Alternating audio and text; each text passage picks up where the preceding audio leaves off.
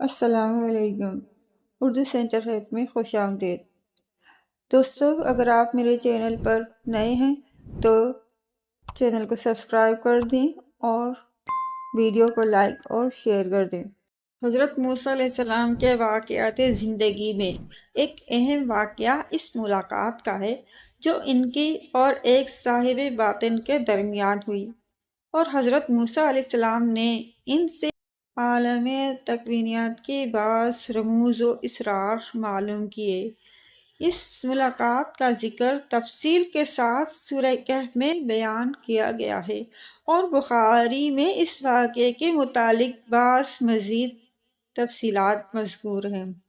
بخاری میں سعید بن جبیر سے روایت ہے کہ انہوں نے حضرت عبداللہ بن عباس سے عرض کیا کہ نوف بکالی کہتا ہے کہ موسیٰ صاحب خضر موسیٰ صاحب بنی اسرائیل نہیں ہیں، یہ ایک دوسرے موسیٰ ہیں۔ حضرت عبداللہ بن عباس نے فرمایا، دشمن خدا جھوٹ کہتا ہے۔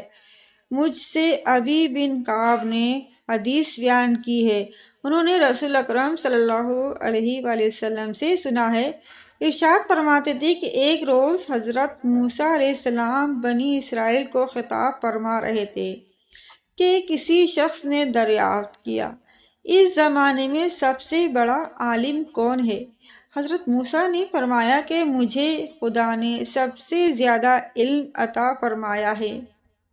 اللہ تعالیٰ کو ان کی یہ بات پسند نہ آئی اور ان پر عتاب ہوا کہ تمہارا منصب تو یہ تھا کہ اس کو علم الہی کے سپرد کرتے اور کہتے واللہ عالم، اور پھر وہی نازل فرمائی کہ جہاں دو سمندر ملتے ہیں، مجمع البحرین، وہاں ہمارا ایک بندہ ہے جو بعض امور میں تجھ سے زیادہ عالم اور دانا ہے۔ حضرت موسیٰ علیہ السلام نے عرض کیا کہ پروردگار، تیرے اس بندے تک رسائی کا کیا طریقہ ہے؟ اللہ تعالیٰ نے فرمایا کہ مچھلی کو اپنے توشہ دان میں رکھ لو، پس جس مقام پر مچھلی گم ہو جاوے اسی جگہ وہ شخص ملے گا۔ حضرت موسیٰ علیہ السلام نے مچھلی کو توشہ دان میں رکھا اور اپنے خلیفہ یوشع بن نون علیہ السلام کو ساتھ لے کر مرد صالح کی تلاش میں روانہ ہو گئے۔ جب چلتے چلتے ایک مقام پر پہنچے تو دونوں ایک پتھر پر سر رکھ کر سو گئے۔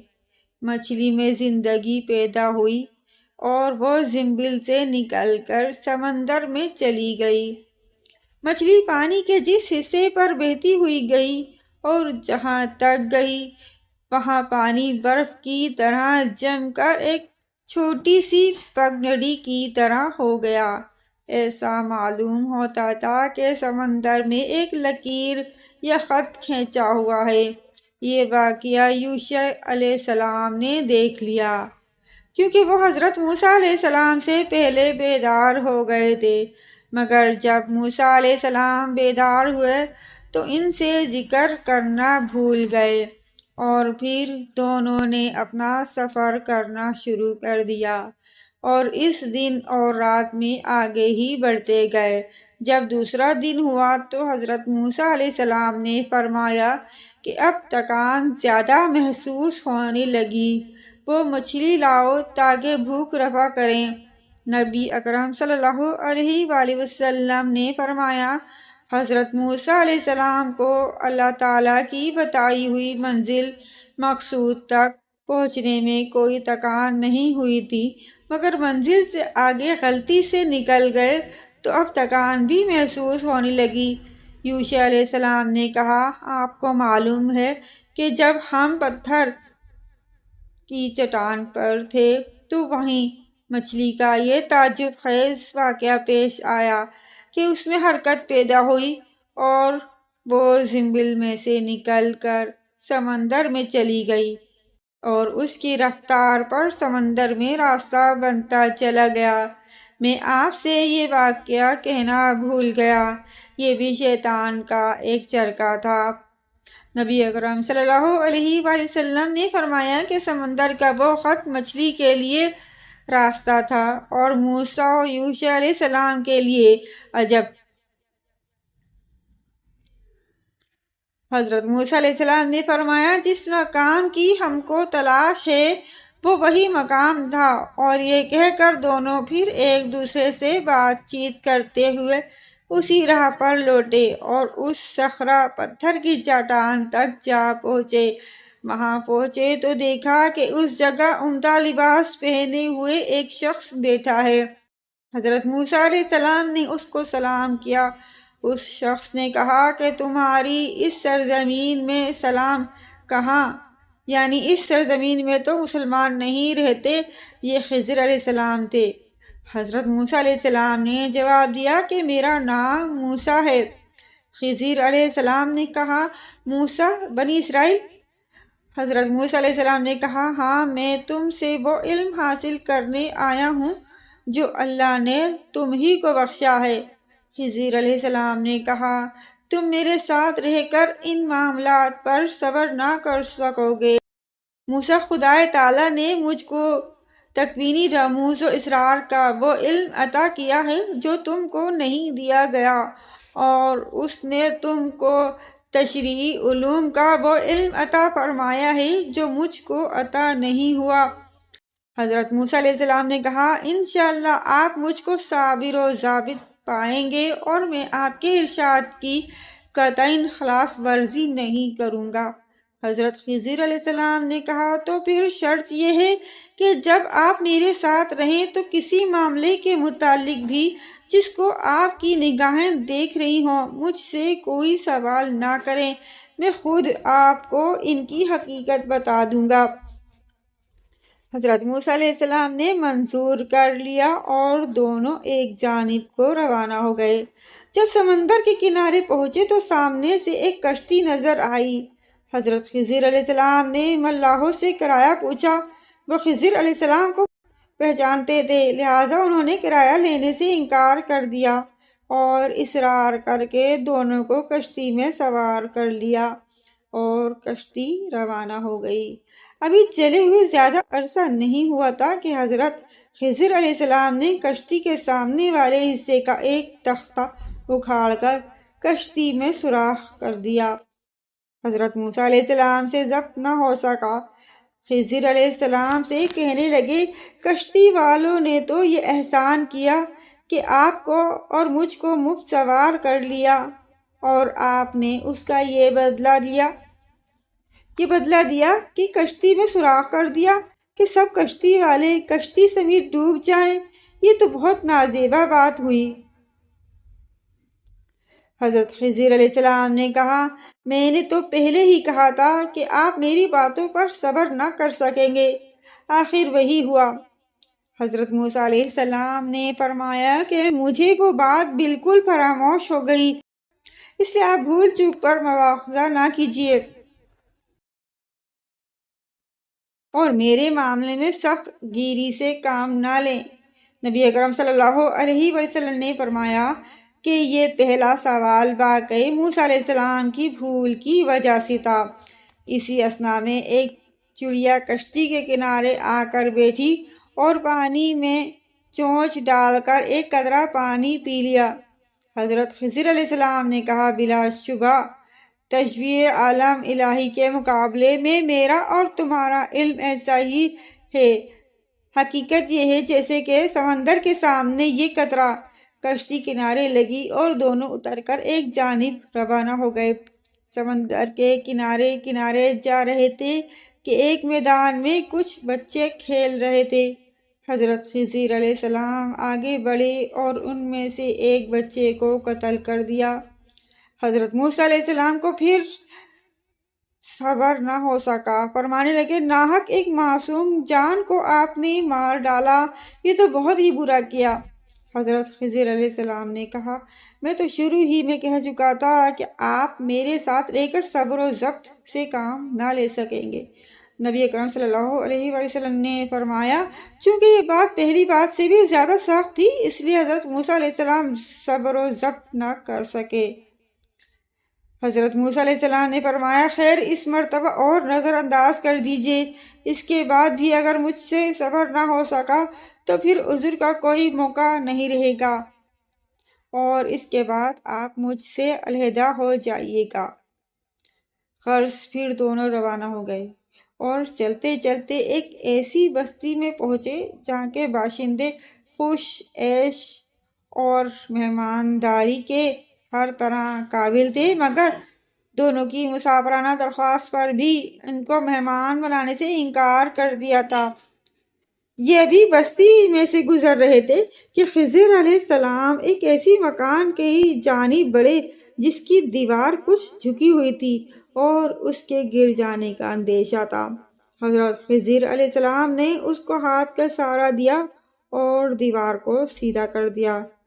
حضرت موسیٰ علیہ السلام نے پھر خضر علیہ السلام کو ٹوکا اور فرمانے لگے کہ ہم اس بستی میں مسافرانہ وارد ہوئے، مگر اس کے بسنے والوں نے نہ مہمانداری کی اور نہ ٹکنے کو جگہ دی۔ آپ نے یہ کیا کیا کہ اس کے ایک باشندے کی دیوار کو بغیر اجرت درست کر دیا؟ اگر کرنا ہی تھا تو بھوک پیاس کو دور کرنے کے لیے کچھ اجرت ہی طے کر لیتے۔ حضرت خضر علیہ السلام نے فرمایا اب میری اور تمہاری جدائی کا وقت آ گیا ہے، ھذا فراق بینی و بینک۔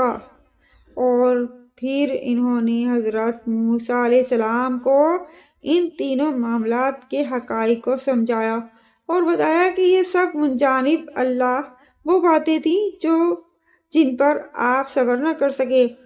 یہ واقعہ نقل کرنے کے بعد نبی اکرم صلی اللہ علیہ وسلم نے فرمایا ہمارا جی تو یہ چاہتا ہے کہ موسیٰ علیہ السلام تھوڑا صبر اور کرتے اور ہم کو اللہ تعالیٰ کے اسرار اور تکوینی علوم کی مزید معلومات ہو سکتی۔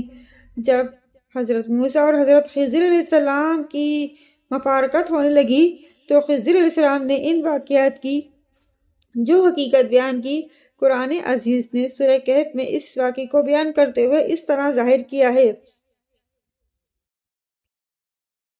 بس اب مجھ میں اور تم میں جدائی کا وقت آ گیا، ہاں جن باتوں پر تم سے صبر نہ ہو سکا ان کی حقیقت تمہیں بتلائے دیتا ہوں۔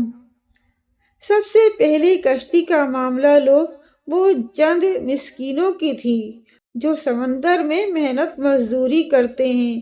وہ جس طرف بڑھ رہے تھے وہاں ایک بادشاہ ظالم ہے، جس کسی کی اچھی کشتی پاتا ہے زبردستی چھین لیتا ہے۔ میں نے چاہا اس کی کشتی میں عیب ڈال دوں تاکہ عیبی سمجھ کر اس کو چھوڑ دے۔ رہا لڑکے کا معاملہ تو اس کے ماں باپ مومن ہیں، میں یہ دیکھ کر ڈرا کہ یہ انہیں سرکشی اور کفر کر کے اذیت پہنچائے گا، پس میں نے چاہا کہ ان کا پروردگار اس لڑکے سے بہتر انہیں لڑکا دے، دینداری میں بھی اور محبت میں بھی۔ اور وہ جو دیوار درست کر دی گئی تو شہر کے 2 یتیم لڑکوں کی ہے جس کے نیچے ان کا خزانہ گڑا ہوا ہے۔ ان کا باپ ایک نیک آدمی تھا، پس تمہارے پروردگار نے چاہا دونوں لڑکے اپنی جوانی کو پہنچے اور اپنا خزانہ محفوظ پا کر نکال لیں۔ یہ ان لڑکوں کے حال پر پروردگار کی ایک مہربانی تھی جو اس طرح ظہور میں آئی۔ اور یاد رکھو میں نے جو کچھ کیا اپنے اختیار سے نہیں کیا بلکہ اللہ کے حکم سے کیا۔ یہ ہے حقیقت ان باتوں کی جن پر تم صبر نہ کر سکے۔ قرآن عزیز نے اس واقعے کے شروع میں خضر علیہ السلام کے اس علم کے متعلق کہا ہے اور ہم نے اس کو اپنے پاس سے علم عطا کیا، اور قصے کے آخر میں خضر کا یہ قول نقل کیا میں نے اس سلسلے واقعات کو اپنی جانب سے نہیں کیا۔ تو ان دونوں جملوں میں معلوم ہوتا ہے کہ اللہ تعالیٰ نے خضر علیہ السلام کو بعض اشیاء کے حقائق کا وہ علم عطا فرمایا تھا جو تکوینی رموز و اسرار اور باطنی حقائق سے متعلق ہے، اور یہ ایک ایسا مظاہرہ تھا جس سے اللہ تعالیٰ نے اہل حق پر یہ واضح کر دیا کہ اگر عالم ہست و بود کے تمام حقائق سے اسی طرح پردہ ہٹا دیا جائے جس طرح بعض حقائق کو خضر علیہ السلام کے لیے بے نقاب کر دیا گیا تھا، تو اس عالم کے تمام احکام ہی بدل جائیں اور عمل کی آزمائشوں کا یہ سارا کارخانہ درہم برہم ہو کر رہ جائے۔ مگر دنیا اعمال کی آزمائش گاہ ہے، اس لیے تکوینی حقائق پر پردہ پڑا رہنا ضروری ہے تاکہ حق و باطل کی پہچان کے لیے جو ترازو قدرت الہی نے مقرر کر دیا ہے وہ برابر اپنا کام انجام دیتا رہے۔ سورہ کہف کی ان آیات کے مطالعے سے یہ بخوبی اندازہ ہو جاتا ہے کہ حضرت موسیٰ علیہ السلام چونکہ اولو العزم پیغمبر اور جلیل المرتبت رسول تھے اور تشریعی علوم و احکام کی تبلیغ ان کا منصب تھا، اس لیے وہ ان تکوینی اسرار کے مظاہرے کو برداشت نہ کر سکے اور باوجود بعد صبر کے تشریعی منکرات کو دیکھ کر ضبط نہ کر سکے اور حضرت خضر علیہ السلام کو امر بالمعروف اور نہی عن المنکر کا مخاطب بناتے رہے اور آخرکار جدائی کی نوبت آ گئی۔ بخاری کی مستورہ بالا حدیث میں سورہ کہف کے ذکر کردہ واقعات سے چند باتیں زیادہ ہیں جو اصل کی تمہید یا مزید تشریح کے طور پر بیان ہوئی ہیں، اور اس حدیث ہی میں یہ بھی بتایا ہے کہ اس عبد صالح کو خضر علیہ السلام کہتے ہیں۔ خضر نام ہے اور اکثر کا قول یہ ہے کہ یہ لقب ہے، اور پھر نام کے متعلق بھی مختلف اقوال ہیں، مثلاً بلیہ بن ملکان، ایلیہ بن ملکان، خضرون، معمر، الیاس، الیسع وغیرہ۔ دوسرے سوال کے جواب میں بعض کا قول یہ ہے کہ وہ فقط عبد صالح تھے اور بعض کہتے ہیں کہ رسول تھے، مگر جمہور کا قول یہ ہے کہ نہ وہ رسول تھے نہ فقط عبد صالح بلکہ نبی تھے۔ اور تیسرے سوال کے جواب میں بعض علماء کا خیال ہے کہ ان کو حیات ابدی حاصل ہے اور وہ اب تک زندہ ہیں، اور اس سلسلے میں کچھ حکایات اور روایت بھی بیان کرتے ہیں، اور جلیل القدر محققین فرماتے ہیں کہ ان کے لیے حیات ابدی کا ثبوت نہ قرآن سے ثابت ہے اور نہ احادیث سے، لہٰذا وہ بھی انسانی دنیا کی طرح اپنی طبعی موت سے وفات پا چکے ہیں۔